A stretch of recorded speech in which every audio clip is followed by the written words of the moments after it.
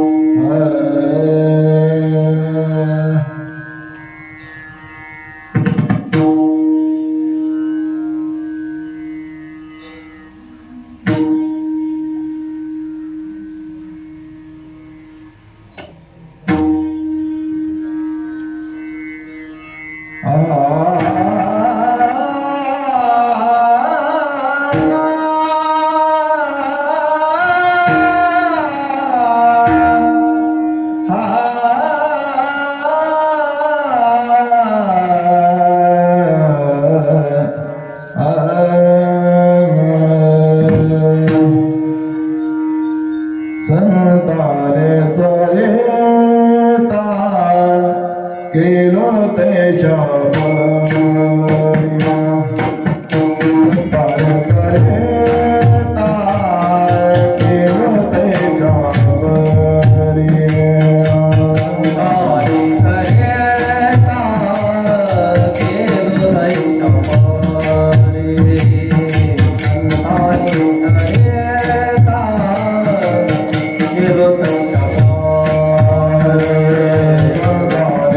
Hare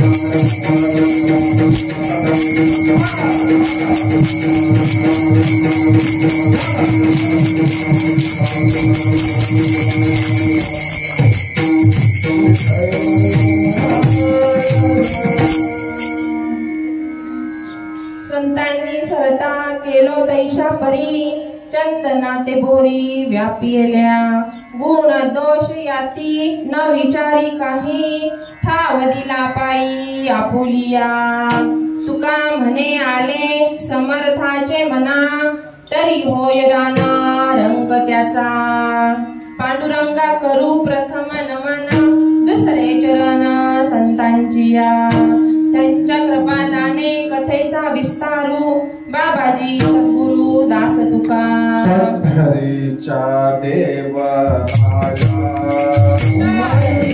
देवराया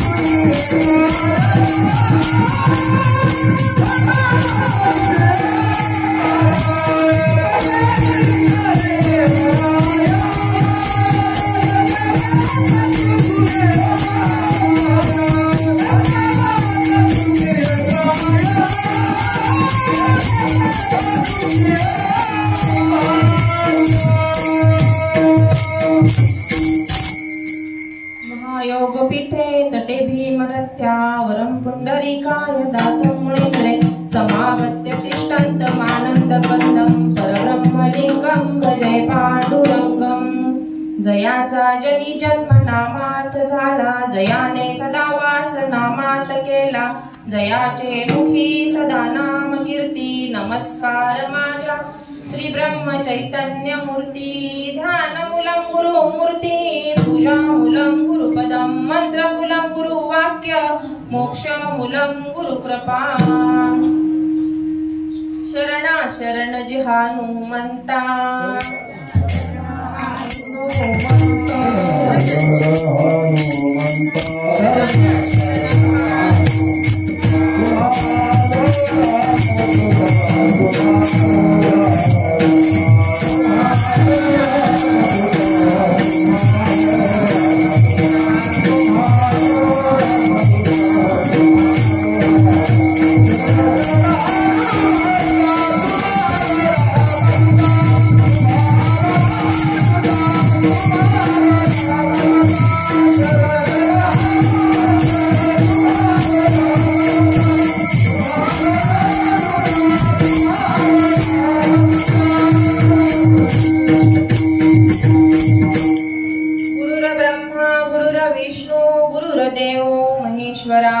गुरुर साक्षात् परब्रह्म तस्मै श्री गुरुवे नमः।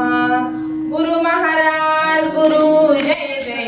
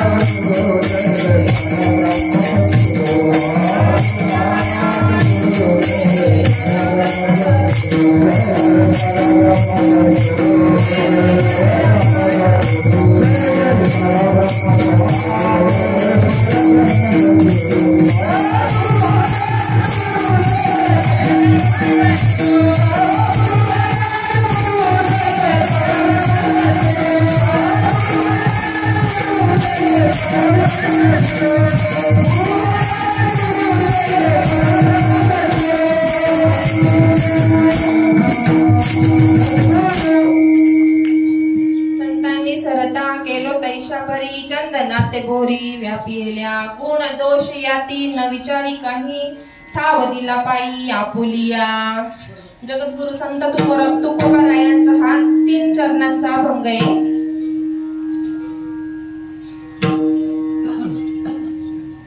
तुकोबारायांचं आणि श्रीराम प्रभूंचं वर्णन केलेले अनगढ़शहा भक्तांनी फकीरानी। राम ने भी एक सेतु बनाया था, लेकिन वो तो भंग गया। और तुकाराम महाराजांनी जो सेतु बनवला त्याला सांगितलं म्हणे, तुकाराम से 2 नाम 1 अंग, राम का सेतु तो भंग गया, तुका सेतु अभंग। विठ्ठल विठ्ठल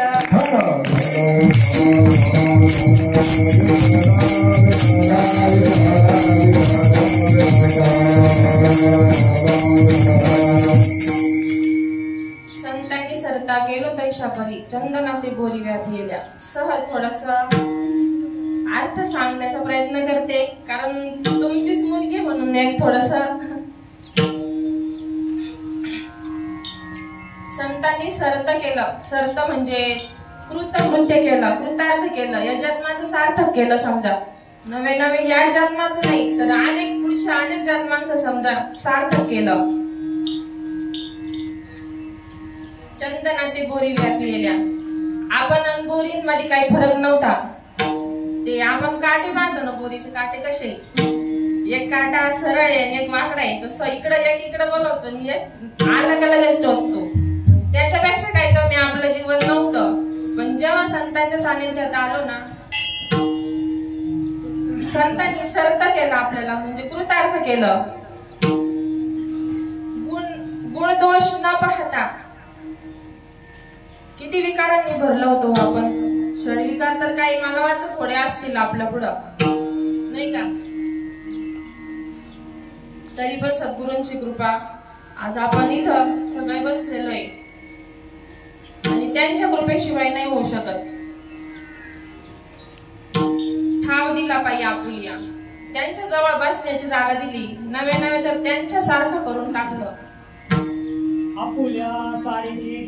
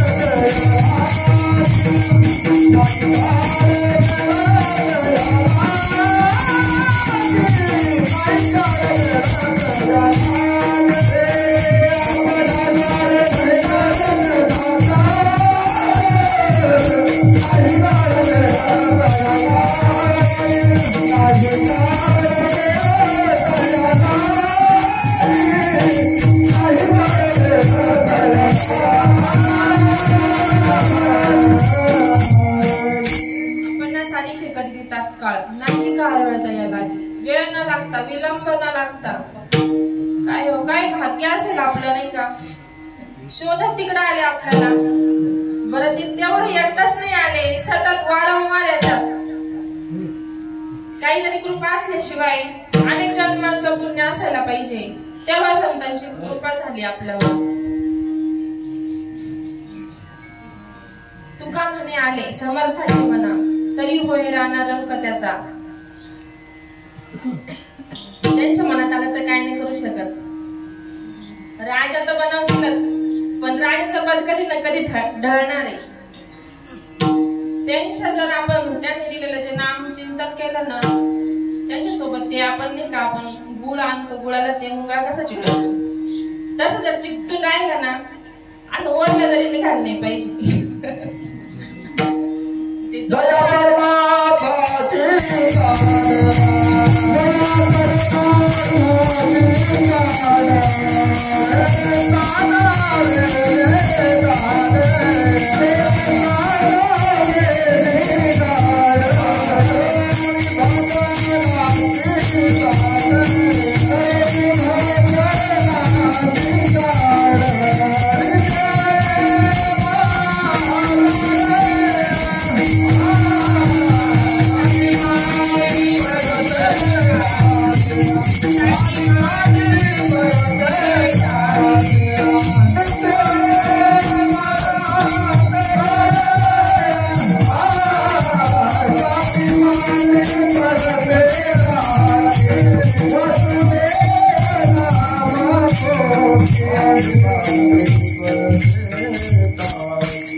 जया परमार्थाची चाल तेने सांडावी लिगाड. तसं येऊच नाही शकत भाऊ. काहीतरी आपलं असेल, आपल्या पूर्वजांचं असू शकतं, त्याच्याही पुढचं जाऊन सांगते. नवे नवे तर सद्गुरूंनी त्यांचं पुण्य देऊन आपल्याला, म्हणजे आपली काही लायकी नव्हती पण त्या पदाला नेऊन पोहोचवलं. तुका म्हणे आले समर्थाचे म्हणा, तरी होय राणा रंक त्याचा. असा थोडासा भावार्थ मी सांगण्याचा प्रयत्न केला. करू थोडीशी सेवा. वैष्णव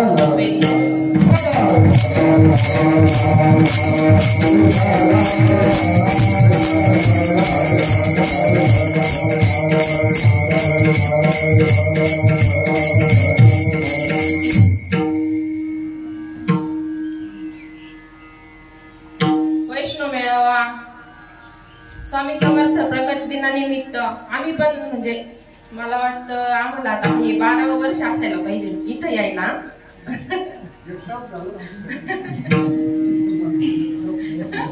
नाही इथं म्हणजे इथं समजून घ्या.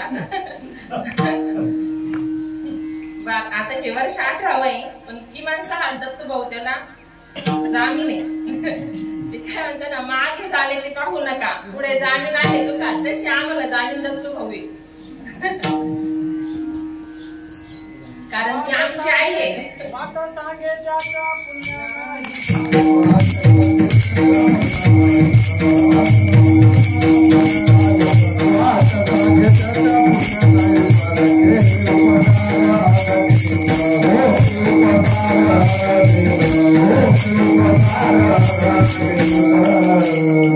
सांगे त्याच्या पुण्य नाही पार नाहीच असू शकत नाही. कारण आता तुम्हाला सांगू का त्यांचं नातं काय झालेलं आहे. आजी झाले पणजी झाले अजून काय काय झाले असं आमची नाही सांगते आमची आई आहे पण त्याच्या पुढे पण भरपूर नातं झालं त्यांचं. त्यांचे खूप आनंद उपकार आहे आमच्यावर.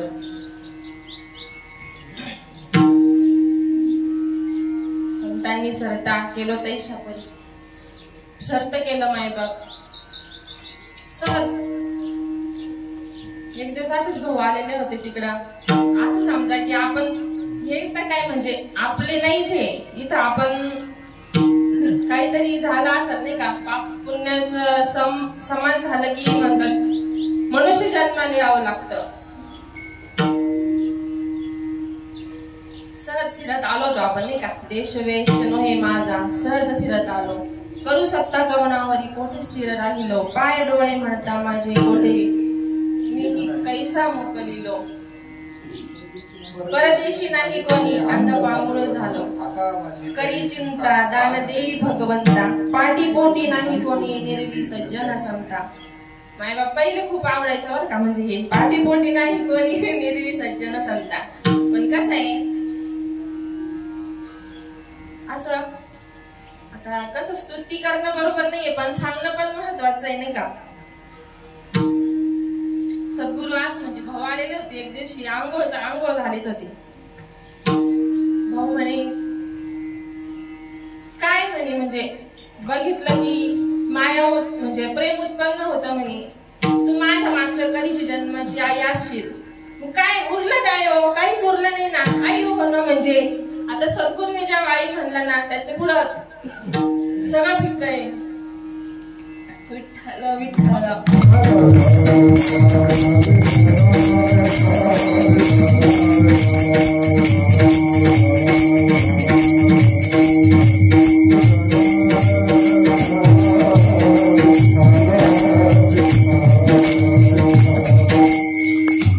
आणि सगळ्यात महत्वाचं जेवढे सगळे बसलेले ना सगळे माझे लेकर आहेत. छोटे असो मोठे असो सगळे लेकरच आणि त्याच्यात पण पुढं मी त्यांचं लेकरू आहे.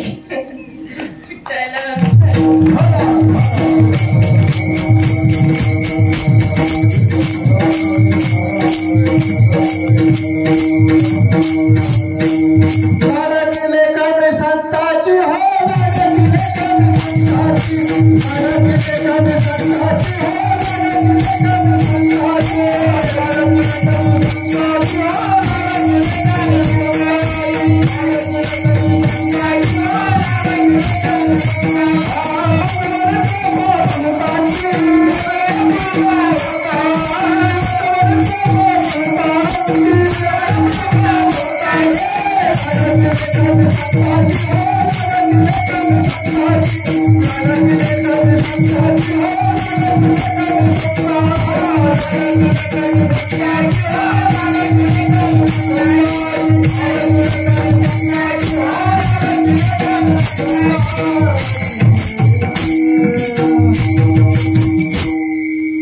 खरंच लाडकं आहे महाराज.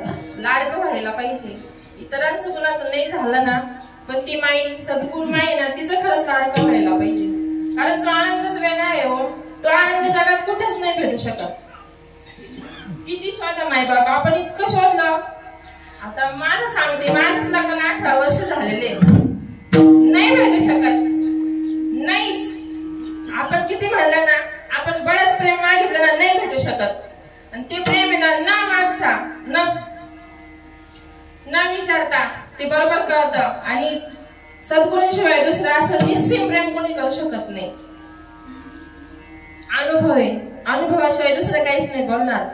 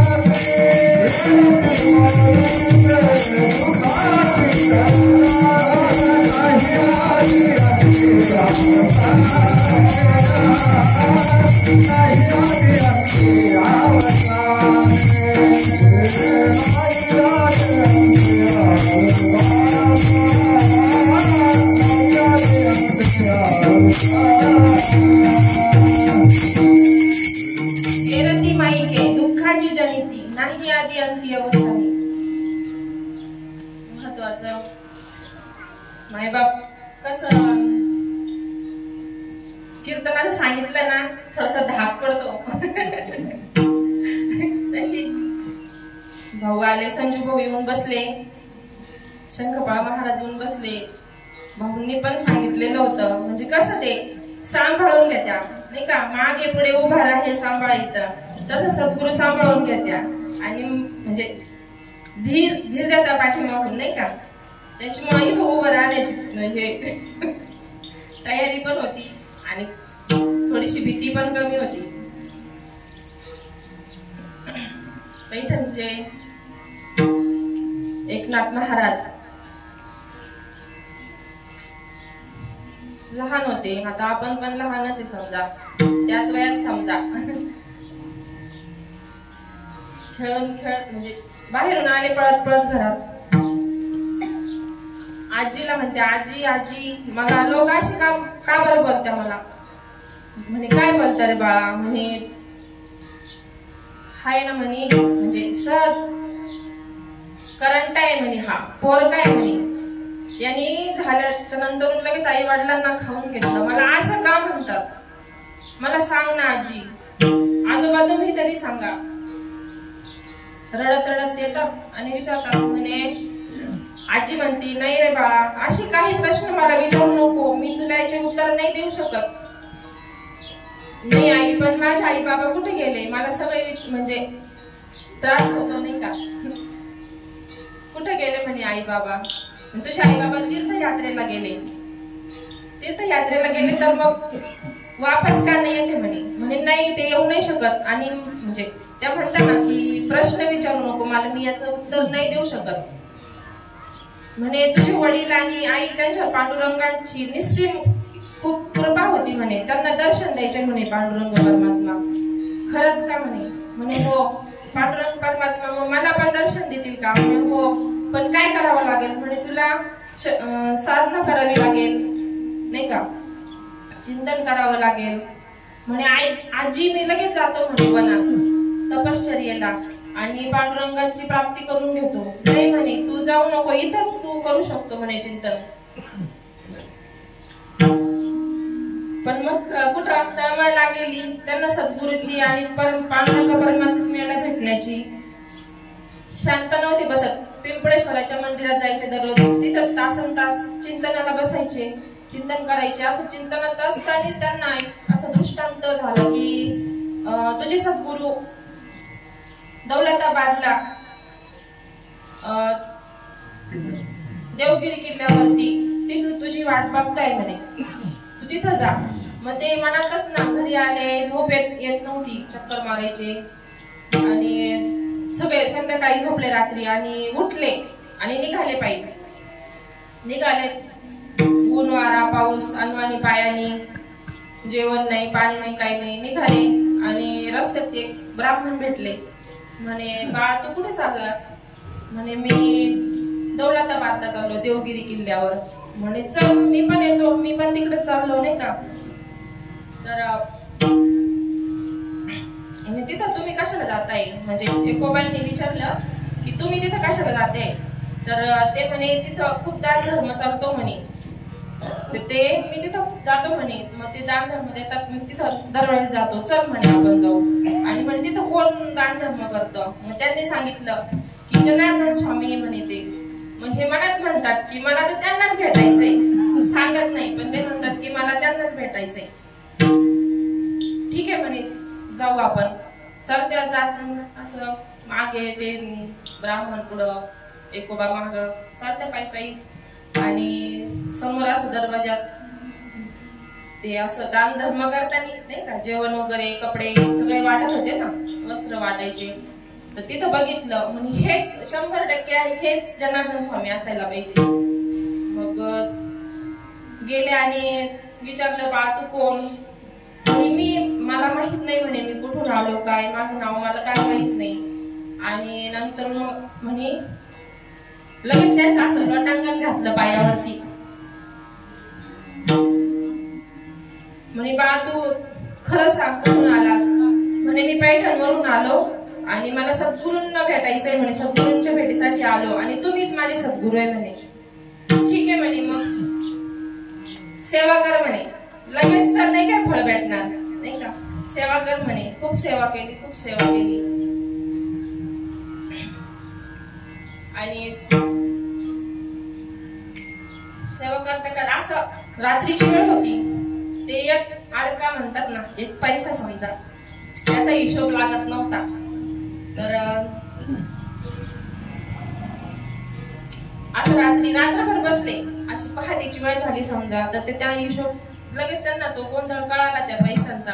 नंतर जोरात टाळी वाजली आणि ओरडले जोरात, सापडला सापडला. मग ते महाराज आले, जनार्दन स्वामी महाराज आले आणि म्हणे काय सापडला? म्हणे गोंधळ झालता, 1 रुपया म्हणजे आडक्याचा, एक आडक्याचा, त्याच्यामुळं तो आता सापडला म्हणून मी टाळी वाजवली. म्हणे जेव्हा तुला ते नाम भेटल, जे सद्गुरूंनी ते ज्ञान दिलेलं आहे ना, ते जर भेटलं तर मग तुझी काय स्थिती होईल?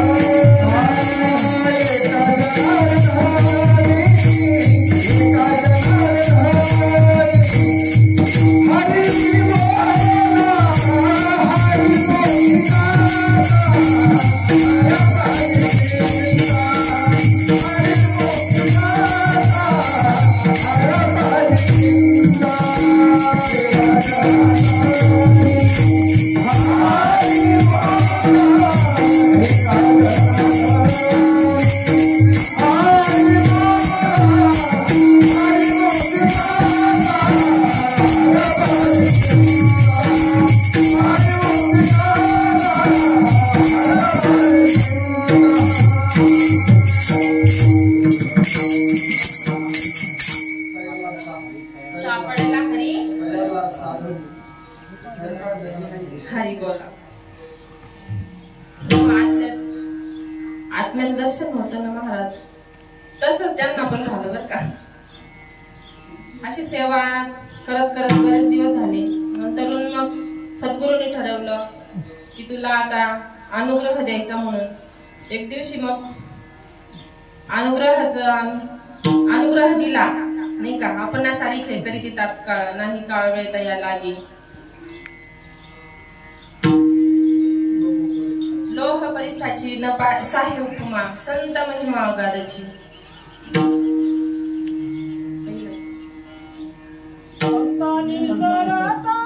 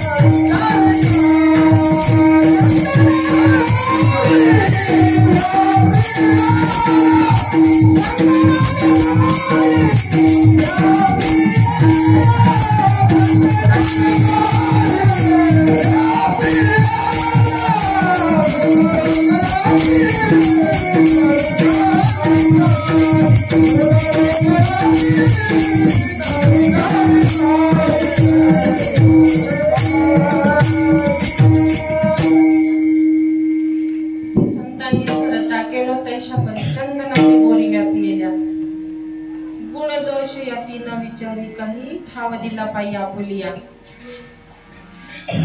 गुणदोष आपल्याला विचारले का हो? कोणाला विचारले का?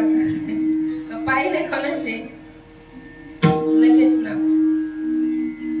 आपण सारी खेळी तात्काळ नाही काळ वेळ गया लागे. तसंच समर्थांनी जनार्दन स्वामींनी एकनाथ महाराजांवरती कृपा केली आणि पुढचं सांगितलं की आता तुला विश्व ब्रह्मांड म्हणजे परिक्रमा कर म्हणे. पूर्ण झाली म्हणजे परिक्रमेला गेले आणि इकडं 11 वर्ष कंप्लीट झालेले. आजी आजोबा वाट बघताय घरी. पण मग काय पहिले असे फोन होते का? फोन करून कुठे नाही ना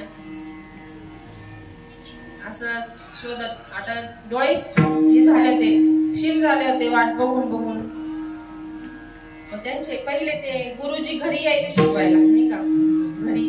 मग ते गुरुजी त्यांना सांगितलं माझ्या आजोबांनी की तो जायच्या वेळी विचारायचा, म्हणायची एकोबा म्हणायचे की मला सद्गुरूंकडे जायचंय. देवगिरी किल्ला किती लांब आहे इथून? किती दौलताबाद किती लांब आहे? मी तिथे जाऊ शकतो का? पायी जाता येतं का?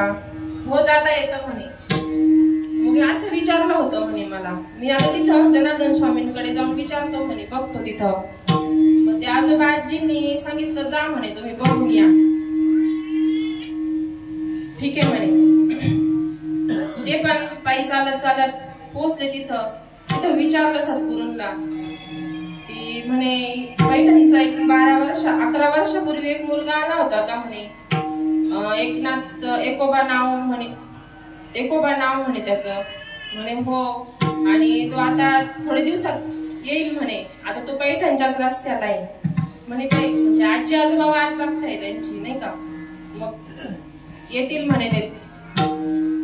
पण मग प्रश्न असा होता की येईल खरा घरी पण तो राहील का? घरी राहील का? तुम्ही असं काहीतरी सांगा. तुम्ही त्यांना सांगा.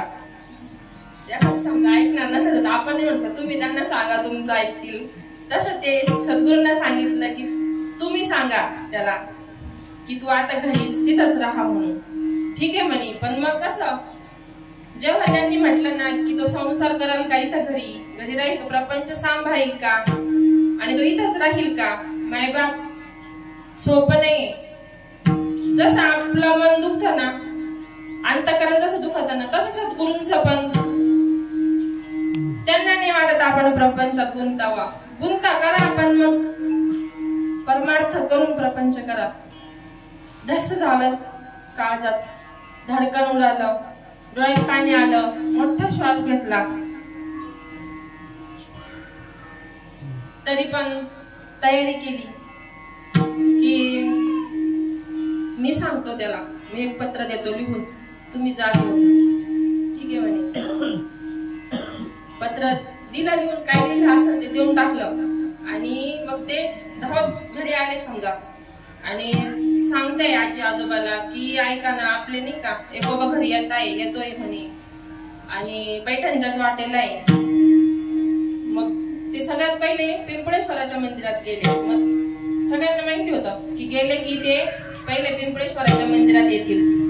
मग सगळे तिथं वाट बघायला म्हणजे तिथं बसले जाऊन. तिथं आले एकनाथ महाराज. मग त्यांना विचारलं कसं आहे, कुठे होता, असं ते बाकीचं काही सांगायच्या अगोदर आजोबांनी पत्र दाखवलं. काही पण गडबडीत पत्र पहिले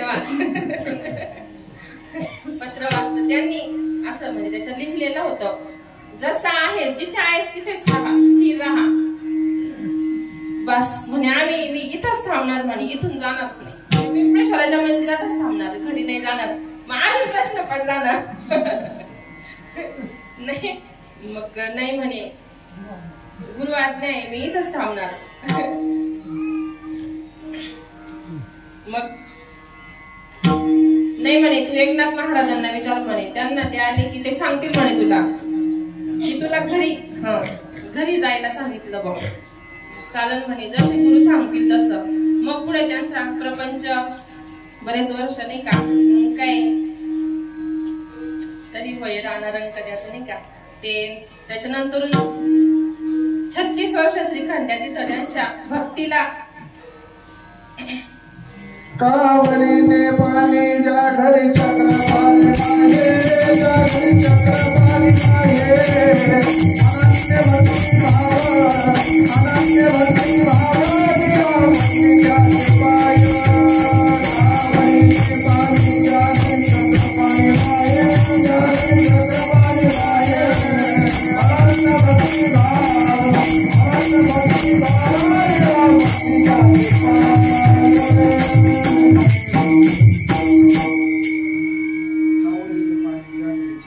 कावडीने पाणी ज्या घरी चक्र पाणी वाहे, अनन्य भक्ती भावे निळा वंदी त्यांचे पाय. श्रीखंड चंदन उगाळवणी करी नाही का, वस्त्रे गंगा दिली धुतासे, सेवेसी तत्पर उभा ठाई ठाई, देवपूजे समय तिष्ठत असे. निळा म्हणे राबे त्याच्या घरी.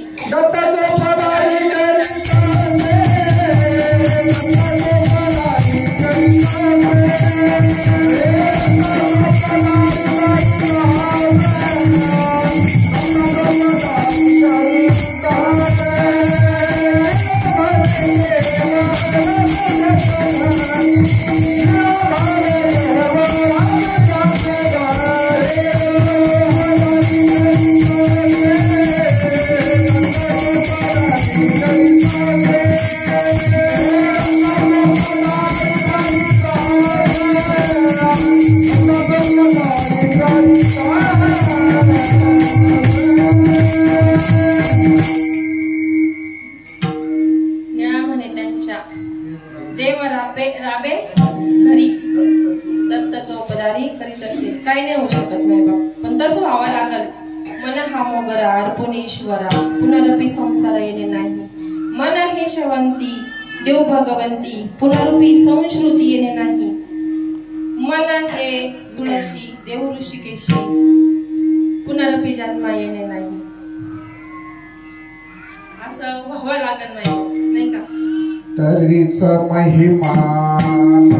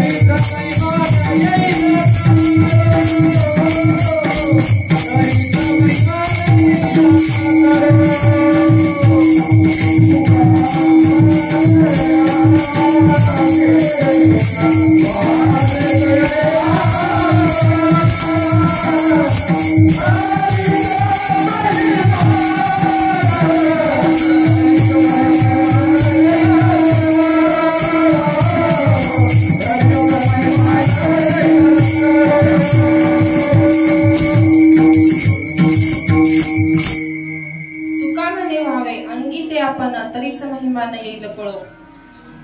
मायबाप आता इथं हे बसलेले तर काय सगळ्यांनाच अनुभव आहे, सगळे त्या स्थितीला पोहोचलेलेच आहे. त्याच्यामुळं बाकीचे एवढेच आहे का आपण? नाही मायबाप, सद्गुरूंच्या कृपेशिवाय नाही होऊ शकत.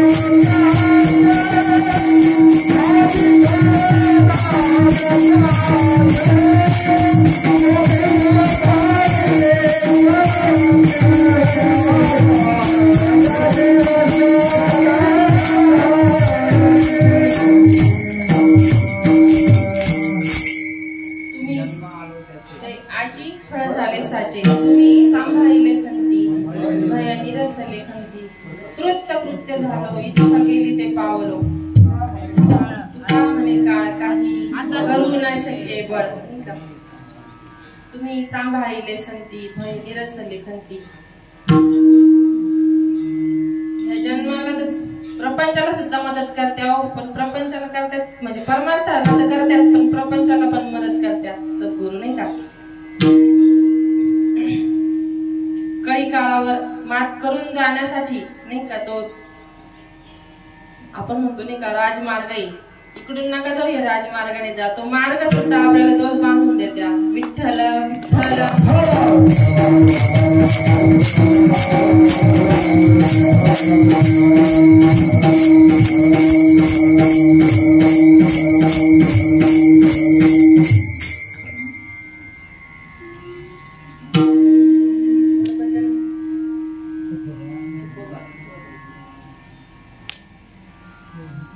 ज्ञानोबाराया माझ्या तुकोबाराया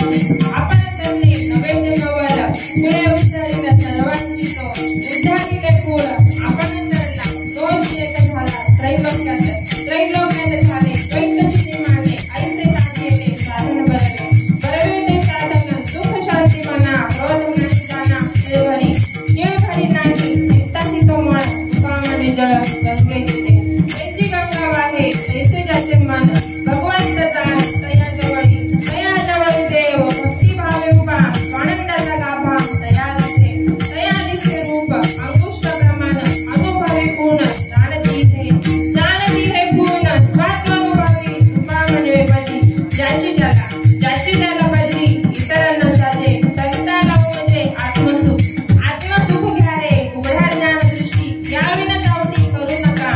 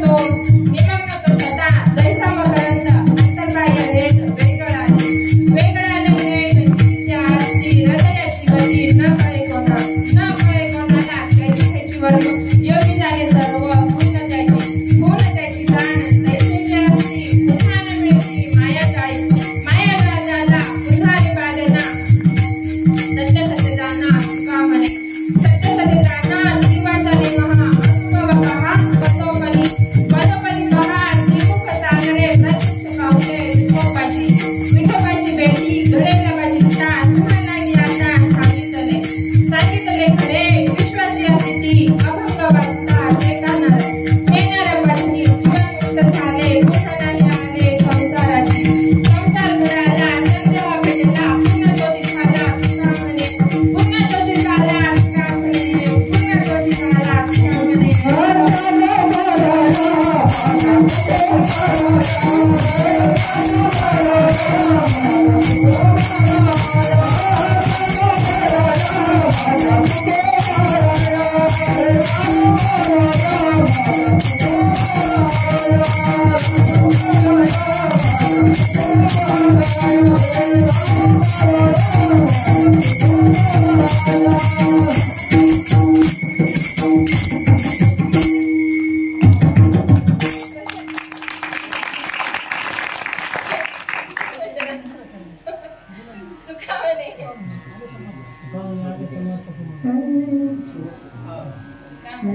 तुका म्हणे आले समर्थ तुका म्हणे आले